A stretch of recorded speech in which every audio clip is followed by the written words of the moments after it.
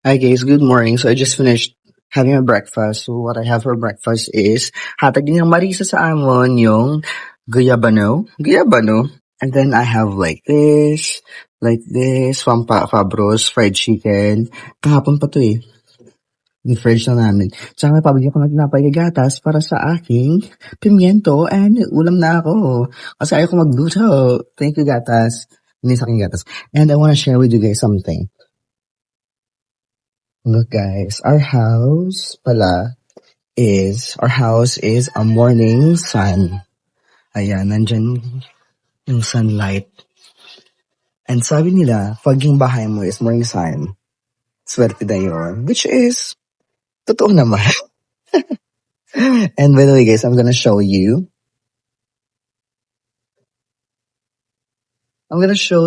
Dreamer. So nandiyan na yung mga butterflies, nilagay ko na.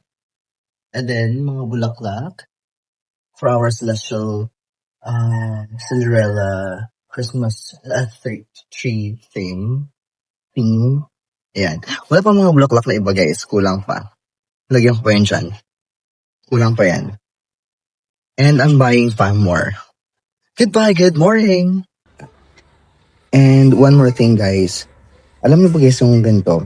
Yung mga grills sa Oro Plata Mata. Nakaplata yan lahat. I mean, plata yan. Saka dito yung bintana, nakaplata din. Try natin. Oro, plata, mata, oro, plata, mata, oro, plata, mata, oro, plata, mata, oro, plata, mata, oro, plata, mata, oro, plata. Yan, nakaplata. Ito plata din to. Oro, plata, mata, oro, plata, mata, oro, plata, mata, oro. Ay, naka-oro plata, sorry. Oro lahat to. So, dito yung moderate success, andito yung fortune. Yan. The same goes with the sad likod, tsaka yung tawag dito, yung tutuan din sa labas. Yan. So yun guys, I just wanna share with you guys na ganun dapat sa Oro Plata Mata. Yeah, naniwala ako sa mga feng shui. Pero, yung sa kamay pa rin naman ng tao. Correct. Ayan. Bye! See you next video! Hi guys! Sorry kami sa park. And we're walking down the street, say, ooh, baby, sing now until you do. Mapapasurahan. Eh, chika ko ba sa inyo, guys? Actually, question. I have a question, guys. Ano ang tawag niyo sa tao nga arang may bag-o nga employee nagsulod sa ilang group? I mean, sa company nga muna. May bag-o nga employee. Kabudla. May bag-o nga na-hire, okay. May bag-o nga na-hire, nag-sulod sa ilang lugar nga work.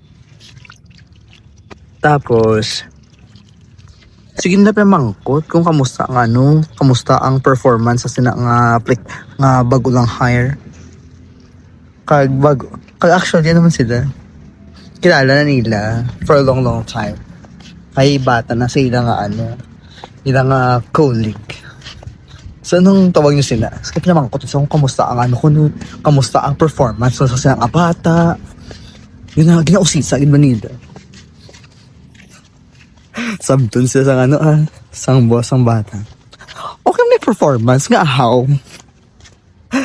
Amo na graduate siya kay kamon graduate. Pamaypay lang mo sa salog.